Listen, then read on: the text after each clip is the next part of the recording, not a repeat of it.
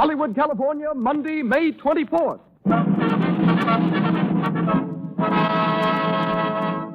The Lux Radio Theatre presents Under Two Flags with Herbert Marshall, Olivia de Havilland, Lupe Velez, and Lionel Atwill.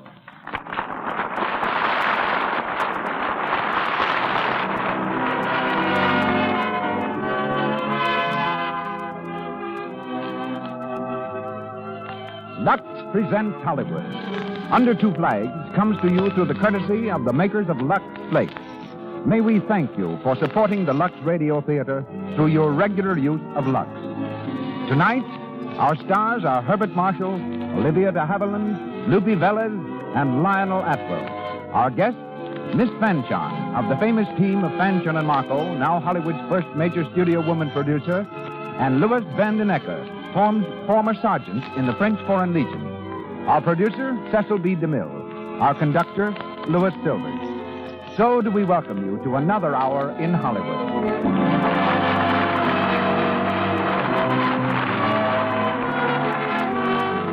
Before starting our play, let me say that from all I hear, Lux Flakes seem to be mighty popular with modern brides. They're not going to risk dishpan hands if they can help it. They know that we men don't like red, rough hands. Such a hand feels coarse and unpleasant, makes a man wince inside, though naturally he tries not to show it. Mrs. John McGuire, who was married this year, puts it very well when she says, "Maybe men respect them, but believe me, they don't admire dishpan hands. I'm not going to have them, thanks to Lux." As Mrs. McGuire knows, Lux guards against dishpan hands. It has no harmful alkali to dry and roughen the skin. You'll find it speeds up dishwashing, too. I turn the microphone over now to Hollywood's celebrated producer and starfinder. Ladies and gentlemen, Mr. Cecil B. DeMille.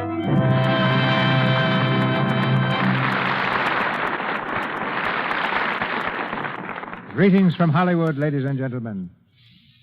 Tonight's production of Under Two Flags recalls memories of the golden age on Broadway. David Belasco was starring Blanche Bates in this great play. I was acting in another production nearby, and frequently members of our company would slip into Belasco's theater to watch Miss Bates rehearse as Cigarette.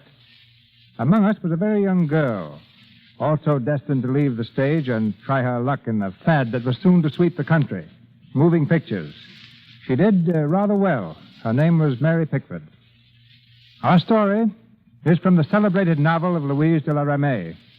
And tonight, thanks to Paramount and RKO Studios, we star a gentleman of long acquaintance with our microphone, Herbert Marshall. Bart leaves the set of Angel, his new picture with Marlene Dietrich, to portray the role of Corporal Victor.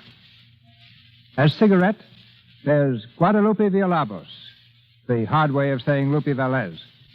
Born in San Luis Potosí, daughter of a colonel and an opera singer, Lupe flared to fame on the Mexican musical comedy stage, and her firecracker personality prompted me to cast her in the third version of The Squaw Man. Olivia de Havilland's third appearance in the Lux Radio Theatre finds her in the part of Lady Venetia. Lovely, talented, and youthful, Olivia can look forward to a most brilliant Hollywood future. She's just completed Call It a Day and has begun work on It's Love I'm After for Warner Brothers. Just as busy as Lionel Atwill, who, like Lupe, is home from picture making in England. He's just finished The Road Back for Universal and Last Train from Madrid for Paramount. We meet him tonight in the role of Major Doyle. From this point on, let our stars account for themselves. Up with the curtain, then, as once again we bring you the magic of the Lux Radio Theatre, presenting Under Two Flags, starring Herbert Marshall, Olivia de Havilland, Lupe Velez, and Lionel Atwill.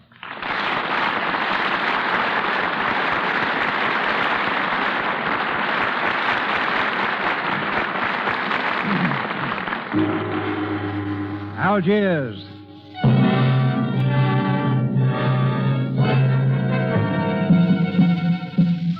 Land of shimmering sands and blazing sun, of trackless desert wastes, of scorching days and magic star-swept nights. Land of the Foreign Legion. On the edge of the Great Sahara, the little Arab town of Saida lies drowsing in the midday heat. Only in the Café Cigarette is there any sign of activity. Cigarette, herself, a vivacious young French girl, moves from table to table, chatting with the patrons. Suddenly, the door's flung open as her father waddles excitedly into the room. Cigarette! Where are you? Papa, what is wrong? Cigarette! The 14th Company of Legionnaires. They have marched away. What? That is impossible. No, they are gone. With my own eyes, I see them go. They cannot do this to me. They owe me for wine, for beer, for food. Oh, they will never pay now. We are ruined. Oh, Papa, you donkey. Why did you let them go? Why? I am one man. Can I stop a whole regiment? And I am one girl. But I will stop them. I will see the commandant. Oh, no, it is too late. Already they have marched across the desert. The commandant will make the march back. Wait here.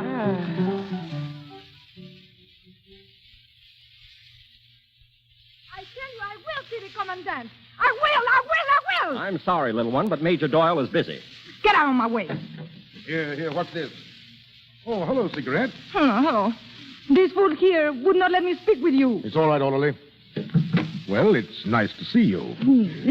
Thank you, Monsieur le Commandant. So you robbed me, eh? You ruined my father, my cafe. Oh, you pig! Easy there, easy. What's all this about? Look at this bill. What you fine legionnaires saw me. And what do, huh? You march him away. Now I never get my money. Oh, never. There, now, Cigarette, I wouldn't do anything to hurt you.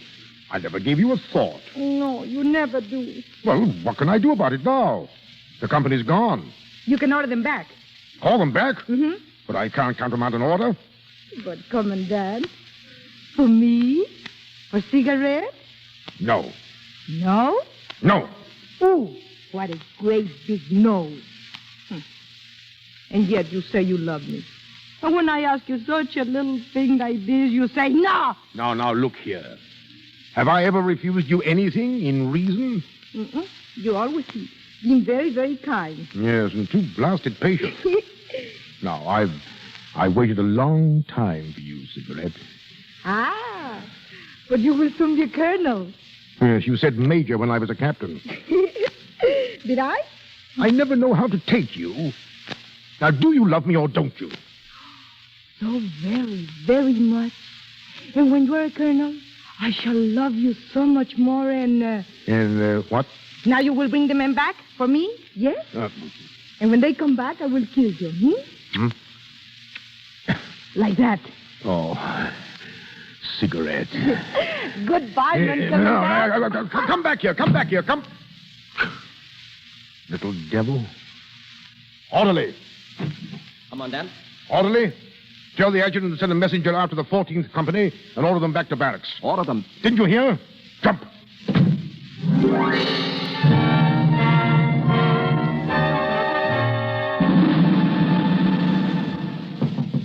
Come in. Commandant? Well, Corporal Victor is here, sir. Victor, who's he? One of the survivors of the 17th Company, sir. Oh, yes. I want to see him. Commandant? Come over here. Your name, Victor? Yes, sir. 17th Company. How many have you left? 8, sir. It was a surprise attack by C.D. Ben Yusuf. Yes, I know that. You're lucky any of you came out alive. Yes, sir. Corporal Victor, your company was on its way here to Saida. You were carrying food for Colonel Farrell's mess. Yes, sir. Well, where is it? We haven't got it, sir. Arabs take it? No, sir. I gave it to the men. What? Emergency rations, sir, just after the attack. Emergency rations? How long has caviar been emergency rations? There were no complaints, sir. You know those stores were for Colonel Farrell's private use? The colonel has excellent taste, sir. I might add that his wine is also up to the mark. I see. Made up your mind to have one good meal before they finish you off, eh? Well, I think I'd have done the same thing myself. Thank you, sir. Corporal Victor, huh? Any military service before you joined the Legion? Yes, sir. British Army, of course. Yeah. How long in the Legion? First year of my second enlistment, sir. Good. I'll get you transferred to my battalion. It's the best battalion. I like to have the best men. I like to be under the best commander. That'll do, Corporal. That'll do. Yes, sir. Oh, if I might make a request, sir. Well? There's another survivor, Legionnaire Rake. I'd like to have him transferred with me, sir. Rake, eh? Friend of yours? A very old friend, sir. He's been with me.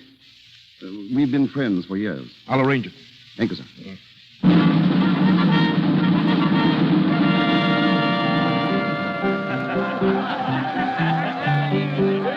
You know, Rake, I think I'm going to like the 14th. They're a jolly bunch. Yes, sir. A bit noisy, sir. Don't call me sir. You really must get out of that habit, Rake. Tried it, sir. But it will slip out like. Hello, my friend. How are you, Ivan? Sit down. Rake and I were just about to open a bottle. A bottle? Of course, I'll sit down. Blessed cigarette, blessed here for... Qu'est-ce que dit? Yes? Who's that man over there? The one at the table with Ivan. You like his looks, eh? That is Corporal Victor. Oh, Corporal Victor. Uh-huh. I think I most welcome you. You will like it here, Corporal Victor. I'm sure I will. Corporal Victor, I welcome you to my cafe. I am Cigarette. How do you do, mademoiselle? May we have 3 glasses, please? What? But I am Cigarette, the mascot of the company. Again, how do you do? We are very thirsty, if you don't mind. But always, the first time you come, Cigarette gives you a bottle of wine. Thank you, mademoiselle, but we have cognac, as you see. Now, may we have our glasses? So, you refuse my wine. You insult me, my cafe. Perhaps we should be glad of your wine later. We have no glasses for you, now or later. You are too good for us here, Corporal Caviar. No. If you're not going to serve us, mademoiselle, we shall have to go to another cafe. Don't let him get away, Cigarette. You lose a customer. Sit on his lap, Cigarette. Oh, no. The corporal would not like for someone to sit on his lap, like this. That's quite all right, mademoiselle. But I hope you don't mind if I stand up. Like this. Oh, you pig, you dog. You sit me on the floor, yes? Yes. Good night, mademoiselle.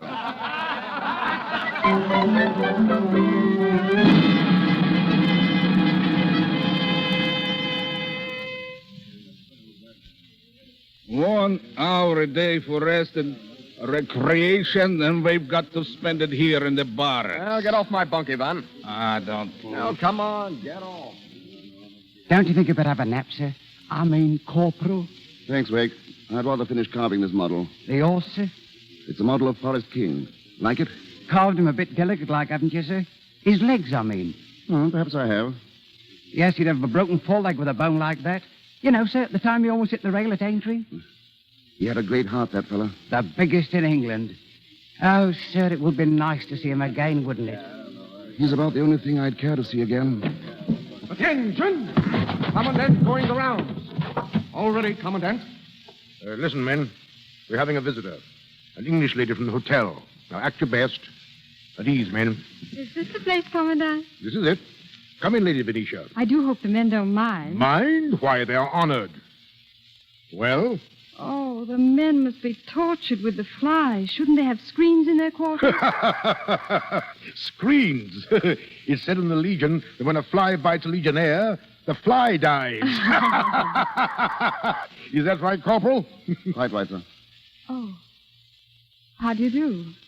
How do you do? Corporal Victor, one of my best men, Lady Venetia. English, of course.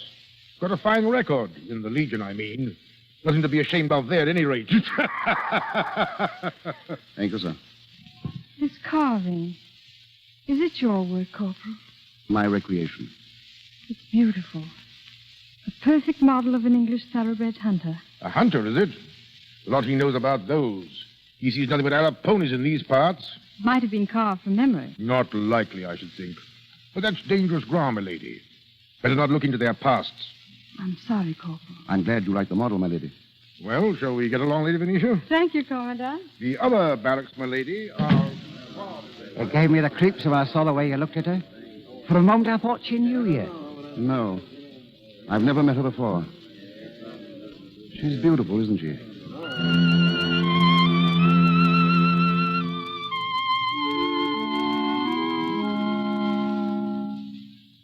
So it isn't corporal anymore. It's sergeant from now on.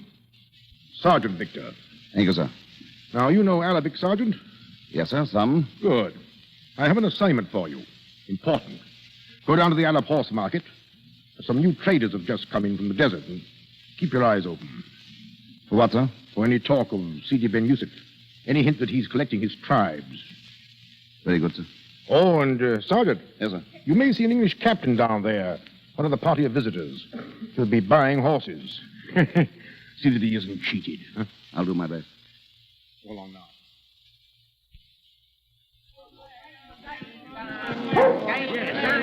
I know. I'll take that horse here. And show me some more like it. Did you see that, sir? Yes, our English friend has bought the same horse 4 times. Those Arabs are shrewd traders, Rake. Shrewd, sir. They're downright thieves. That girl over there, Cigarette. She seems to be helping him to buy. Not helping him, Rake. I should say she's helping the Arabs to sell. Come on. The Englishman will buy this tree and this black one here. No? Oh, but that grey one, I think I like him better. Good afternoon, sir. Hey? Oh, good afternoon. Buying horses, sir? Yes. What do you want here, Sergeant Caviar? Oh, just looking on. Look here, Cigarette says the black's a finer horse than the grey. You agree, Sergeant? Since you asked my opinion, sir, I would take the gray. The black is a bit weak in the forelegs. And what would a legionnaire know about horses? You take my word, mon captain. I know. There's one way to prove the black is best. I will ride him, and the Arab boy shall ride the gray. We will race. Good idea. Excellent. That'll show. It is a good idea, sir. But with your permission, I'll ride the gray. You see, the Arab boy might be inclined to think that someone wants you to buy the black. What?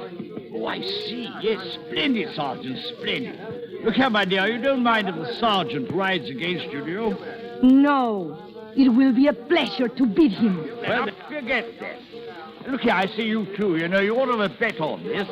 Let's say a bottle of wine to a kiss, what? As the lady likes, sir? Oui, I bet. Even though it would kill me to pay. It's all right, mademoiselle. If you don't care to pay, it will be the horse who will win. We could compromise and allow you to kiss him. Oh, you, I'll pay no one. I say, look out, she's riding off. You made her jolly angry, Sergeant. Cigarette. I didn't mean to. Come back. After her, Sergeant. Cigarette, wait. There he goes, and I'll bet he catch her. He will that, sir. Look at him, going right out into that desert.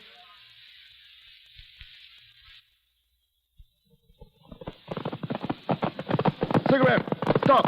Pull up. No. You've got to let me explain. No. If you don't stop, I'll have to lift you off your horse. Let me alone. Put me down. I will when I've spoken my piece. Look out, I'm falling.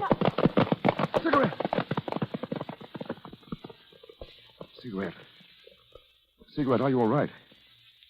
Can you sit up? Cigarette, look at me. You fool.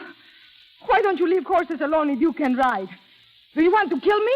Do you want to break my neck? No, I couldn't break that lovely little neck. Oh, I hate you. I'm terribly sorry if I was rude. Sorry? Yes, really. I didn't mean to offend you. No? The first time you come to my cafe, you insult me. And the next time you see me, you tell me to kiss a horse. You know, after all, you did say it would kill you to pay the bet. Are you really sorry? I am indeed. And you have forgiven me? Would it have killed you if I had paid my bet? I should say not. Then, here. You like that? Like No. it? Who wouldn't? I'm sorry we didn't bet some more. Oh, but we did. 5, 6, 10 bets. And every time you won. Huh?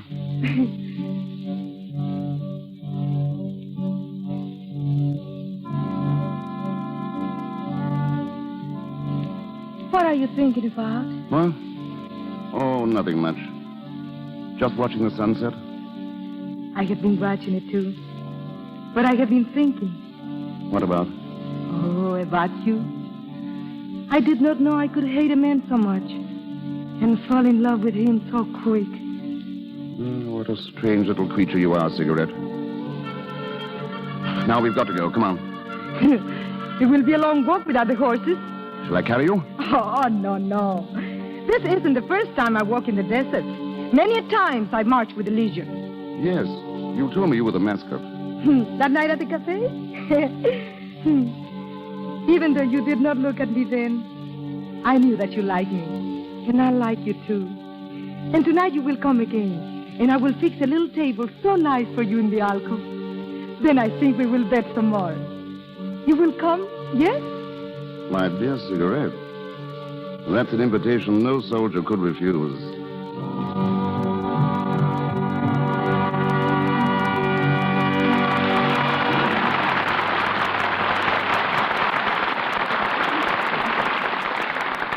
Before going on with our play, let us imagine for a moment that we're in a typical American home in which we meet three members of our unseen radio audience. First, you hear Joe's sister, Dorothy, who has come over tonight especially to listen to Under Two Flags with Nan and Joe. It's a swell show, isn't it? I wouldn't think of missing the Lux program, and I couldn't live without my Lux. Oh, seems to me there's always something or other you can't live without. Now, there's a brother for you.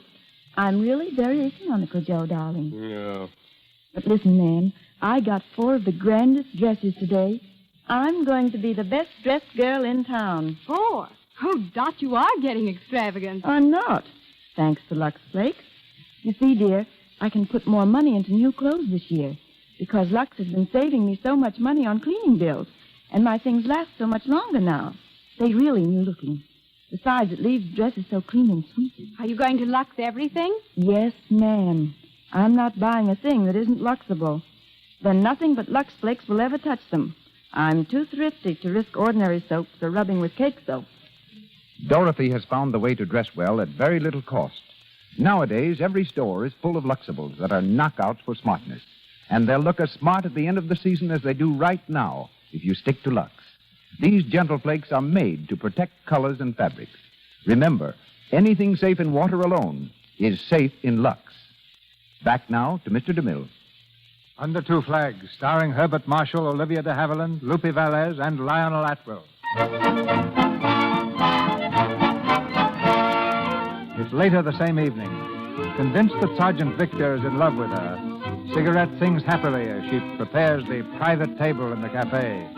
But the sergeant has forgotten his promise. He's late even now, and Ivan, the Legionnaire, amuses himself by poking fun at Cigarette.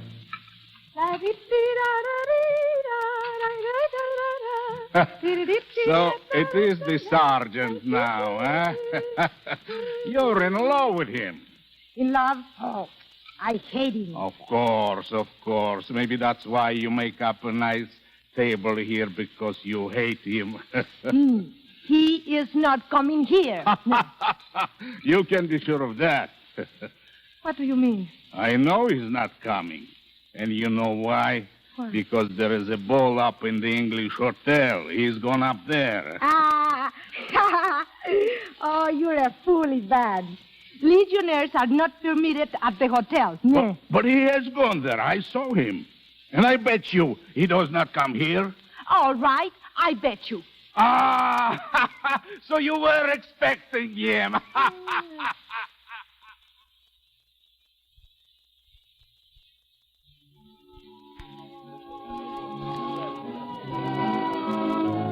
There I was, Lady Venetia, down there with the old Arabs buying horses. I've heard they're rather shrewd, Captain. Well, of course, I had to watch my step, I did. Excuse me, sir. Oh. What is it, Sergeant? Important dispatches just arrived, sir. From Egypt? Quite possibly, sir. Sure, so I must go. You coming, Lady Venetia? No, I'll wait. Don't be long, Captain. No, I won't. And thanks, Sergeant. So, a sergeant now. Yes, my lady. Tell me, was there any such important message? There might have been, but I didn't bring it. It's very dangerous for you to be here under false pretenses. It is indeed. Twice dangerous. Twice? A firing squad on one side. Your eyes on the other. You're a daring man, Sergeant. I had to come to bring you this. Oh, the model of the horse. You were kind enough to admire it. Will you accept it from me? As a gift? Thank you. I shall love it. Not only for itself, but because you risked so much to bring it. Do you know, this is the first exciting thing that's happened to me in all this monotonous country? Africa, monotonous? Well, look about you. Isn't it monotonous? But this isn't Africa. It's just a ball in a hotel in any part of the world. Africa's out there. In the Arab quarters, the Jewish bazaars, the cafes, the Kabyle dancers. Things I'm afraid I shall never see. Things you ought to see if you want to know Africa. I could take you, you know. Or perhaps adventure doesn't appeal to you. You're daring me, aren't you? Yes, You realize it's absurd, impossible, quite. and that's why I might do it? Of course. Oh, you oughtn't to tempt me. When can we go? Now, Now. How can we get out? can you climb? I used to climb apple trees. Then come on. The balcony shouldn't present any difficulties.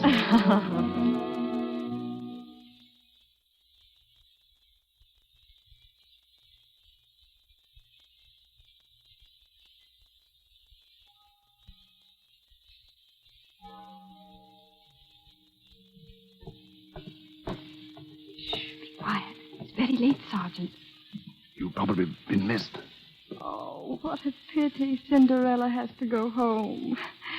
We'd better say goodnight out here. Thank you for showing me Africa. It's been thrilling. You didn't think that was Africa, did you? But you said it was. Did I? No. The real Africa's out there in the desert. The Maibu Oasis at full moon. Maibu. It sounds enchanting. And only 3 miles out. Are you tempting me again? Yes. Are you tempted? Dreadfully. But of course it's impossible. Oh, quite impossible. I'm afraid so. Unless... Unless Will there be a full moon tomorrow night? I shall see to it personally. Good night, Sergeant Victor. Good night, my lady.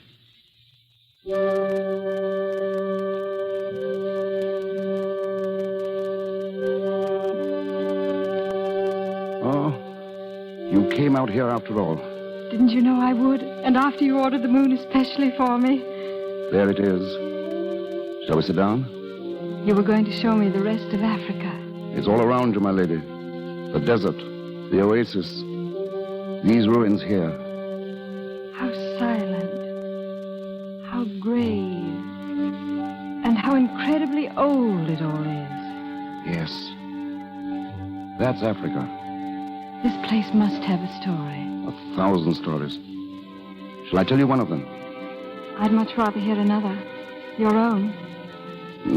My story's much too long, much too dull to tell you. Not dull, I'm sure. No, perhaps not dull. And it hasn't seemed long. Till now. After this, it'll be endless. After this? Being with you. Feeling the nearness of you. You'll never know what it's meant to me. Oh, please, you mustn't talk this way. Do I frighten you? No, but... You see, it's the old trick.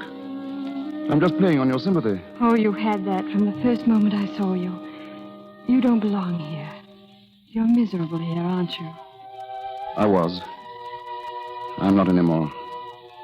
You mean that I... Yes. You've changed everything for me. Venetia. Oh, don't say any more. I must go back now. Do you want to go back? No. That's why I must.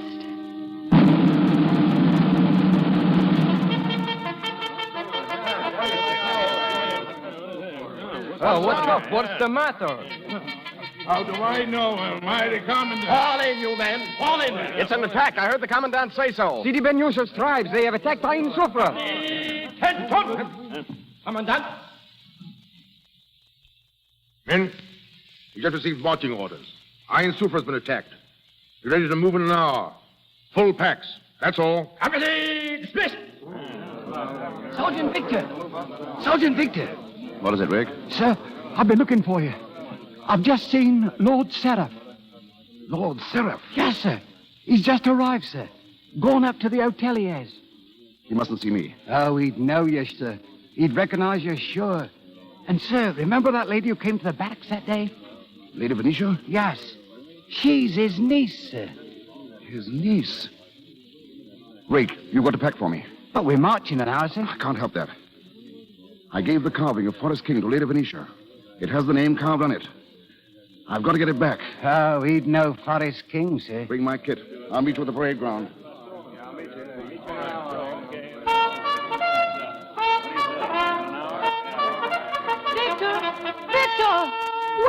Oh. Oh, hello, Cigarette. Oh, Victor. Where have you been? 2 nights I waited for you, and you did not come. Why? I'm sorry, Cigarette, but I couldn't. Was it the commandant's orders?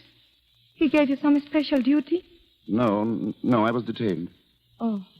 Forgive me, Cigarette, but I must go now. You would leave me and not even say goodbye? No. I was coming to say goodbye before I left. Believe me. Goodbye? Is that all you were going to say to me? Please. You must forgive me. I've got to go.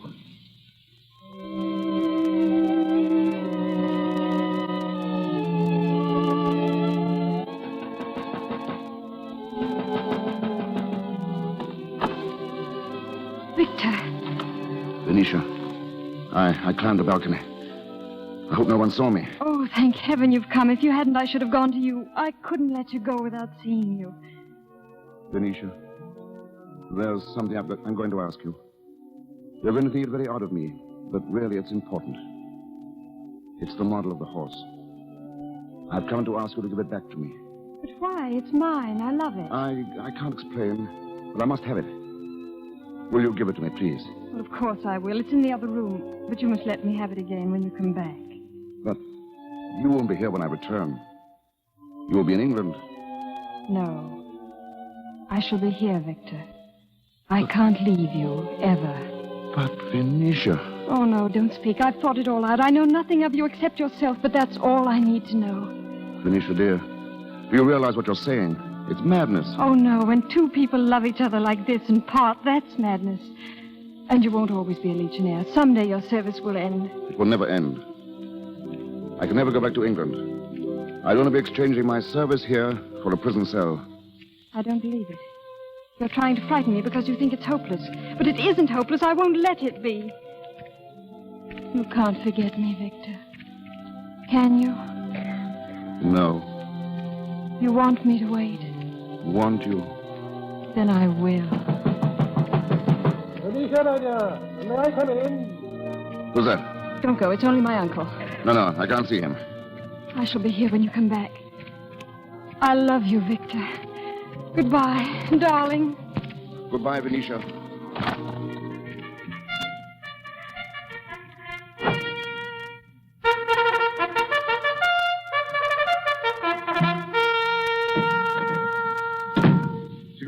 Cigarette, where are you?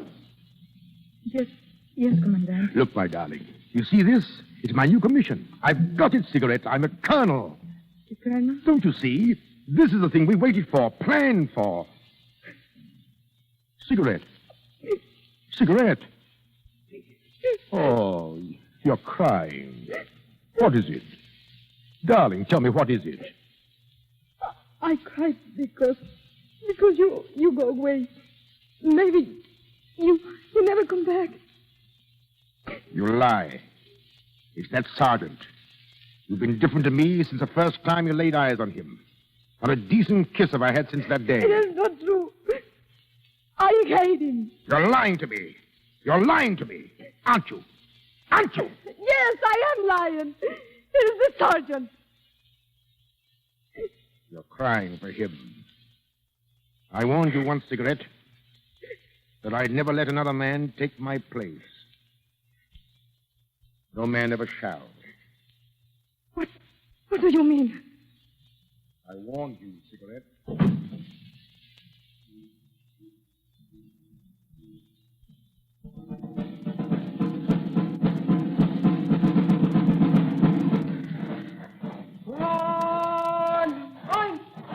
Commandant, you want to see me, sir?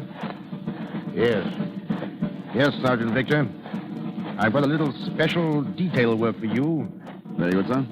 You'll pick up 20 men, cut across the desert, due north towards Iron Sifra, hold a position 15 kilometers this side of the fort. Excuse me, sir, I don't quite understand. You said 20 men, due north across the desert? Well? That's right through the heart of the Arab forces, sir. I know that. We'll never make it, sir. You have your orders. But with only 20 men. You have your orders. It's certain death for all of us. I suppose you know that. Death is part of every soldier's equipment, Sergeant Victor. Pick your men and leave at once. If you don't mind, sir, I'd like to ask for volunteers. Do what you want. Yes, sir. Thank you, sir.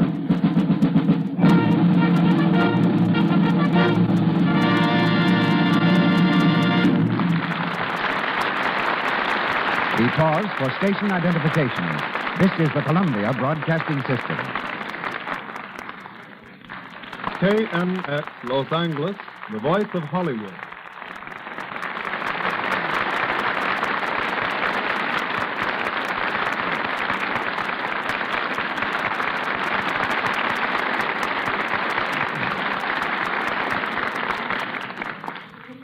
Before we resume Under Two Flags, I am privileged to introduce a soldier who served under 3 national banners, the Belgian, French, and Polish. He spent 7 years in the French Foreign Legion, campaigning in Algeria, Morocco, Indochina, and the Sahara, rising to the rank of sergeant. In the World War, he became a lieutenant, was severely wounded, underwent 23 operations, and received several decorations, including knighthood in the French Legion of Honor. In recent years, he's been a military technical advisor in Hollywood.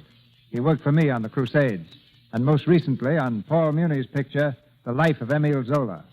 Ladies and gentlemen, a true soldier of fortune, Lieutenant Louis Van den Ecker.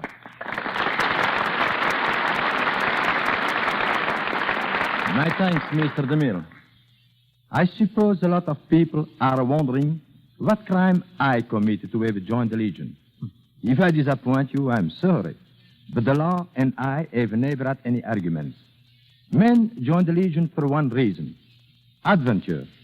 Criminals are not found in the ranks, and if one of them manages to join, he is soon arrested by civil authorities. It was my impression that they ask no questions when you join the Legion. That's true, but that does not keep criminal that does not keep police from chasing a criminal. What are the qualifications then for enlistment? Only 2. You have to be of age and in excellent health.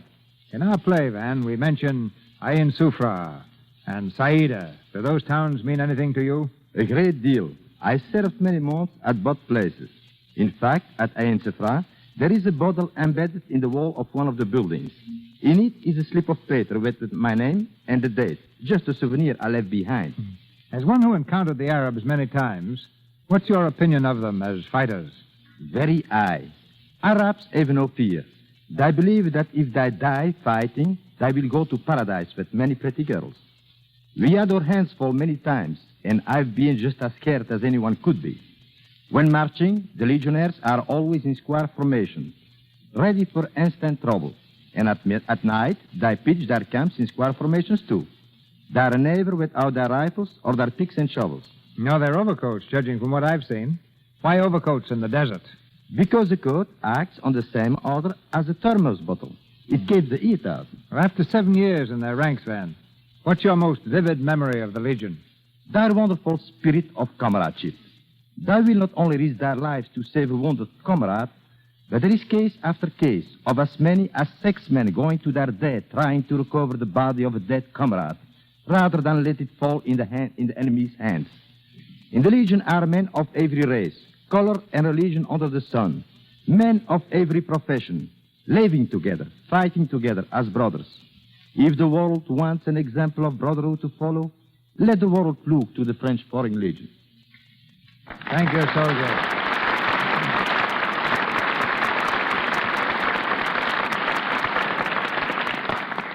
Herbert Marshall, Olivia de Havilland, Lupe Velez, and Lionel Atwill take up our story, Under Two Flags.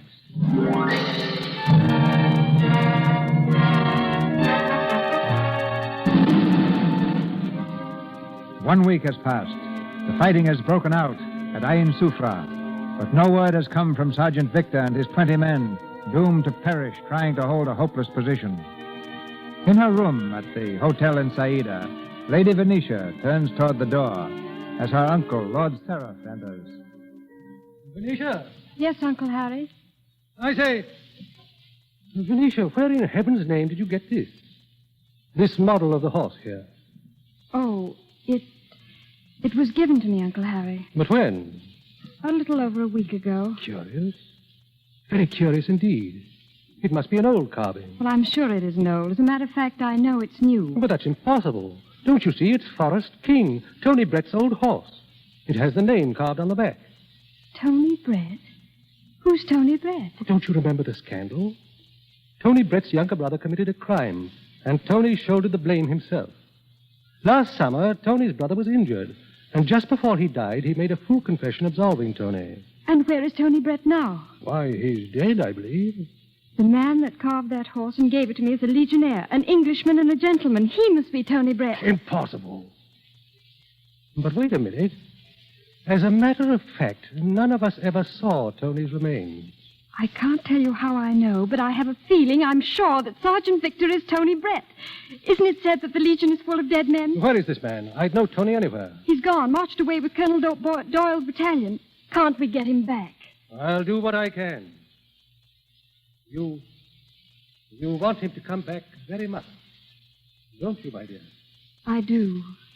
So much. I beg your pardon, Lady Venetia. Yes, Paul? You asked to be informed of any wounded return. Yes. There's a train of ambulances just arrived, milady. Oh, thank you, Paul. Thank you.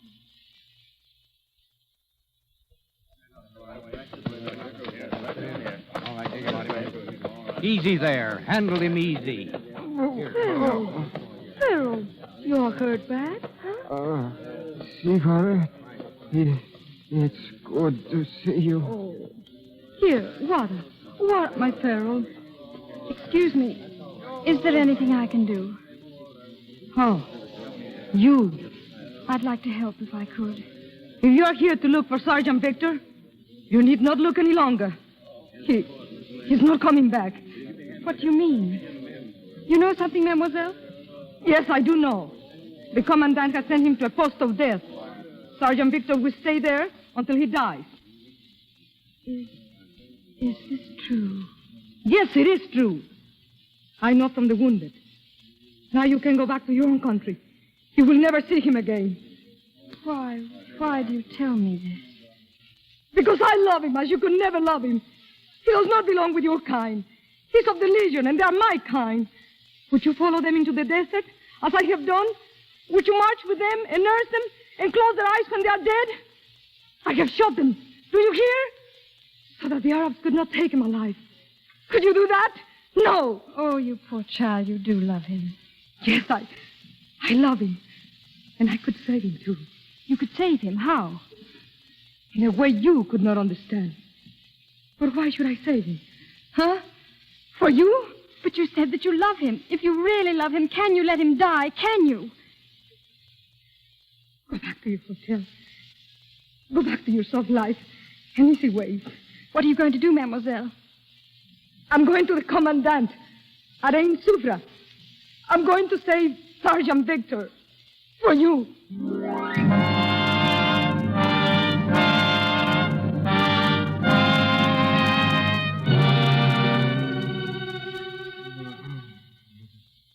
Yeah, man.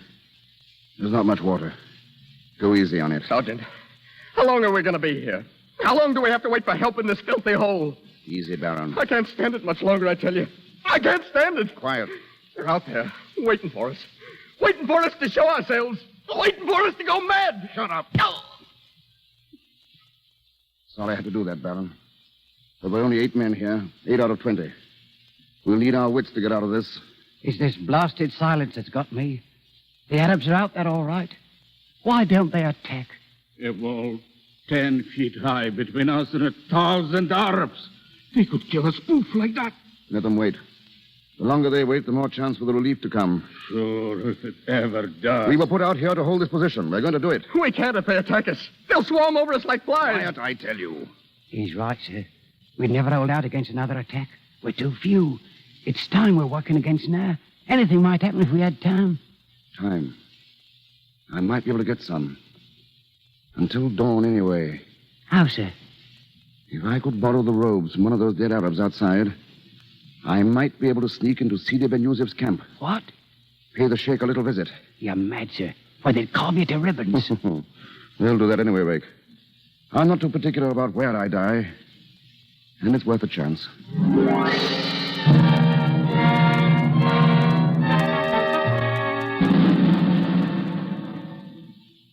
Qaid Peños. What is it? One of our horsemen, Qaid. He would talk with you. Send him to me. Well? Good evening, Sidi Ben Yusuf. An Englishman. How did you get here? It's a pleasure to renew an old acquaintance. Old acquaintance?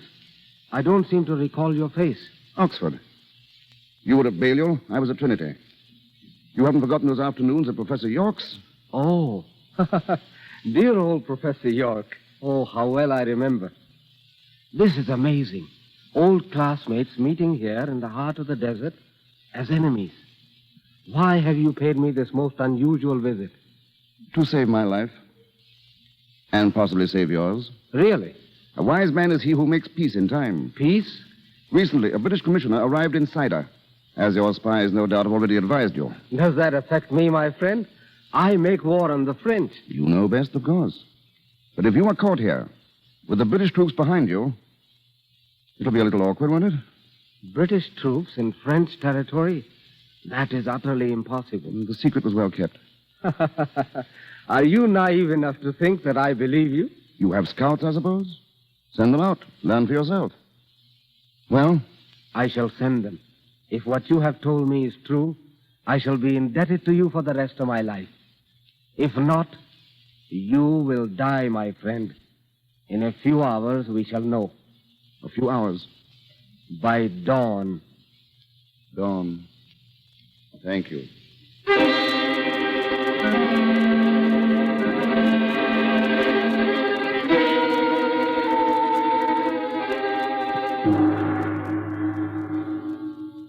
Good morning, my friend.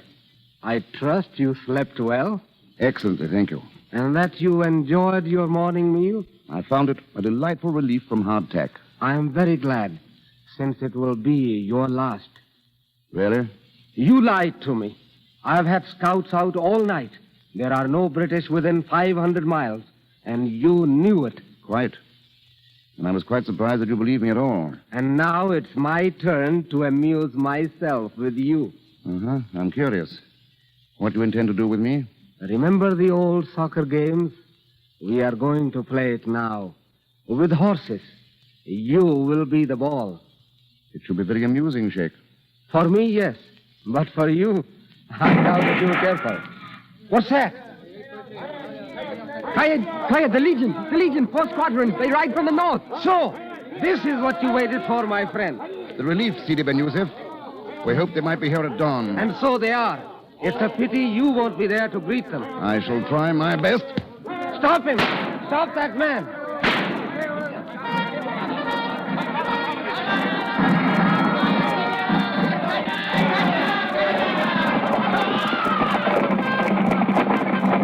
Commandant, the men in the fort. Never mind them now. Open order. Extend the right wing and charge from the rear. Extend your right wing. Close formation on the left. Never mind the fort. Commandant! Cigarette! I told you to stay behind. I'm riding with you. I have a battle on my hand here. Get to the rear. You promised to save your men to the fort. Get back, I tell you. You want to be hit? Turn your horse and go back. I'm riding with you. Move. You save him. Give up the bird. Turn your men. Turn them all. Cigarette! Are you hit? Cigarette!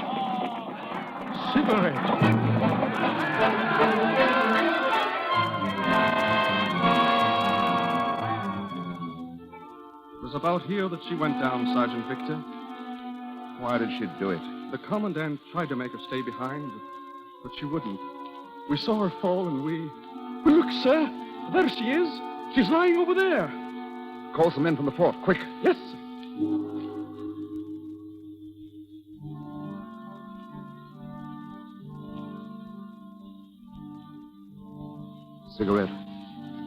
Cigarette.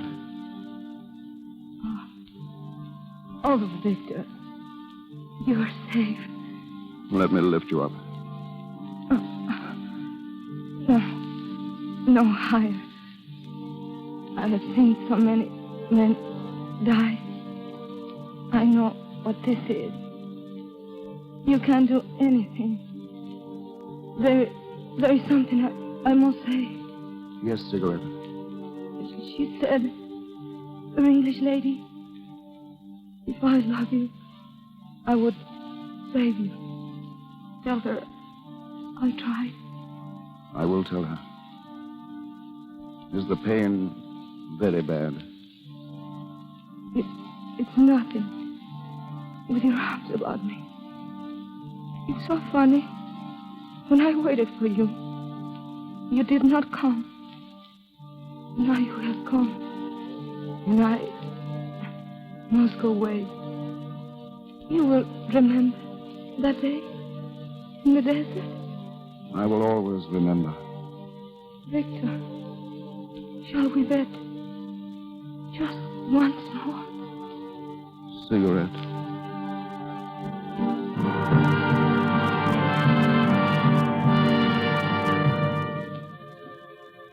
And that was the way she died. Out there in the desert. In my arms. Poor Cigarette. She loved you too, darling. And she wanted to save you. For me. I shall always be grateful to her for that. Venetia. That day you spoke to her. Did you tell her who I am? No, darling. I'm glad now. She said that you were her kind. And wherever she is now, she'll be happier believing that.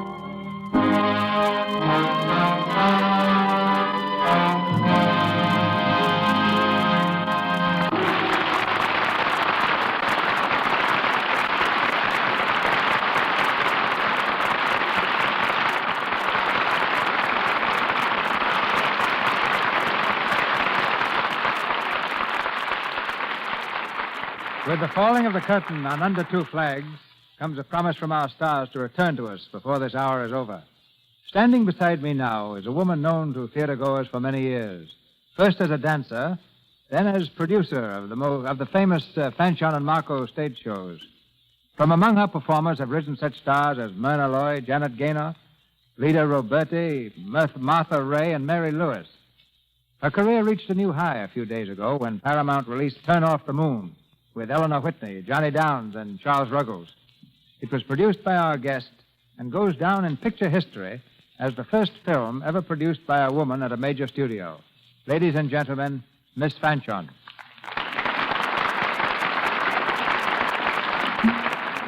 For many years, ladies and gentlemen, the two names, Cecil B. DeMille and Lux, have meant a great deal to me.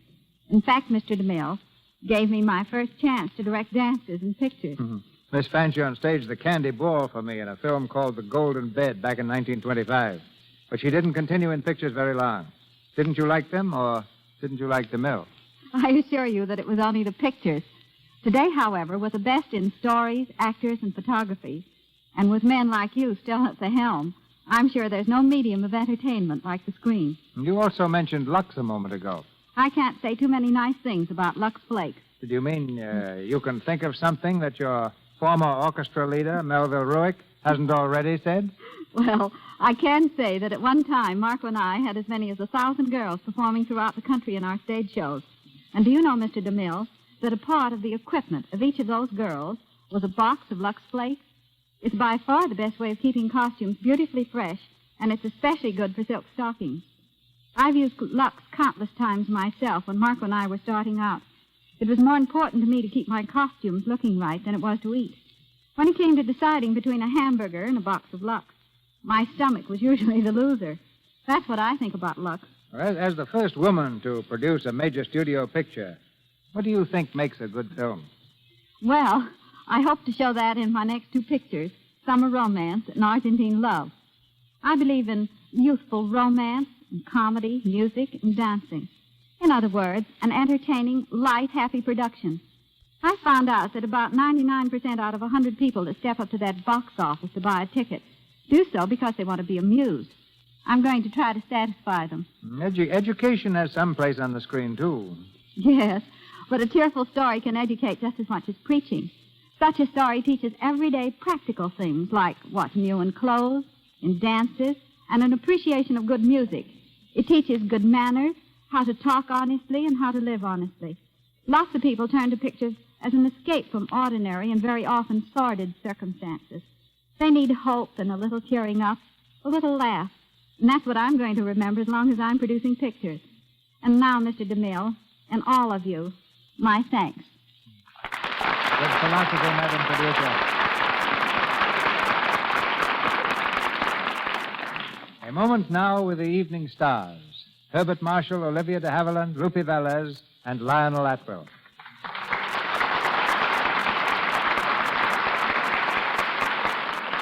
Again, my gratitude, CB, for inviting me back to the Lux Radio Theatre. And mine, too.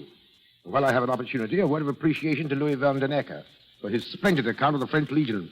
Yes, it interests me particularly, Lionel, because in our research for my next picture, The Buccaneer, I discovered that one of the Legion's greatest battles was fought in Mexico. I can tell you about that. Oh, please do tell us, Lupe. Well, Olivia, it took place in 1863 near Veracruz, at the time when Napoleon had made Maximilian Emperor of Mexico. Only 7 French soldiers survived, but the Mexicans admired the courage of the legionnaires so much that they allowed the 7 men to leave the battlefield with their rifles. Well, perhaps it inspired Louise de la Ramée, for she wrote the book Under Two Flags not long afterwards. Yes, and it may surprise you to know that she wasn't French but English. But why did she use the pen name of Ouida? Because as a child, that was the way she pronounced Louise. Oh. She was a strange personality. Took particular delight in insulting everyone. Lived on a lavish scale for years and died almost penniless in Italy. That should teach us all to save our money, like I do. I wish you'd tell us how you do it, Lupe. Oh, it's easy and lots of fun, too. I cook all the meals. I paint the garden furniture and the swimming pool for Johnny. You know, it's my husband, Johnny Weissmiller. And I don't let anybody put anything over me. I'm Mexican, all right, but somewhere I think maybe there was a Scotchman. Excelente. I'm pretty good now, Mr. DeMille. Excelente. Well, CB, the clock moves around.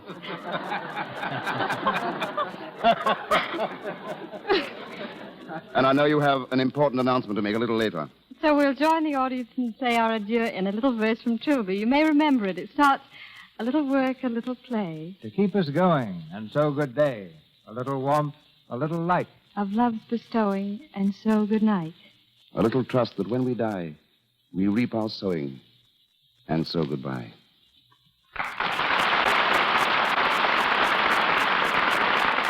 Mr. Marshall, Mr. Havilland, Miss Velez, Mr. Atwell, our thanks. The dramatic treat in store for us next Monday night will be revealed in just a moment by Mr. DeMille. This is your announcer, ladies and gentlemen, Melville Ruick. Assisting our stars tonight were Lionel Pape as Captain Mingus, Kenneth Hunter as Lord Seraph, Leonard Mudie as Rake, Michael Visseroff as Ivan, Lal Chand Mehra as Sidi Ben Yusuf, James Eagles as Cascadee, Lou Merrill as Pierre, Frank Nelson as Baron, David Kerman as Officer, Warren McCullum as Griffon, Ross Forrester as Farrell, Harold Daniels as Adjutant, and Charles Emerson as a Doctor. Mr. Marshall appeared through courtesy of Paramount and RKO Studios. Mr. Havilland, Warner Brothers. Mr. DeMille, Paramount. Lionel Atwell and Louis Silvers, 20th Century Fox, where the latter was in charge of music for the new film, Café Metropole. May I remind you now that next week will be National Cotton Week. All over the country, leading stores are featuring smart cottons attractively priced. Stop at your favorite store to see these exciting new clothes. A multitude of glamorous Luxables to choose from. Smart stores everywhere are recommending the easy Lux way, which banishes wardrobe worry. Back now to Mr. DeMille. A year ago at this time, I was up to my boot tops in preparation for my 63rd picture.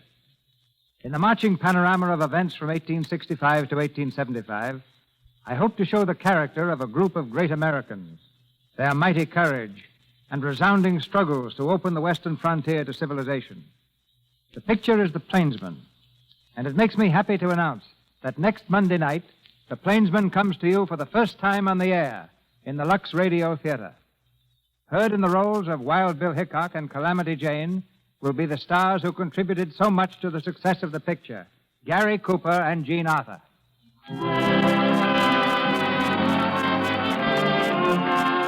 Our sponsors, the makers of Lux Flakes, join me in inviting you to be with us again next Monday night when the Lux Radio Theatre presents Gary Cooper and Jean Arthur in The Plainsman. This is Cecil B. DeMille saying good night to you from Hollywood. This is the Columbia Broadcasting System. KNX, the Columbia Station, Los Angeles.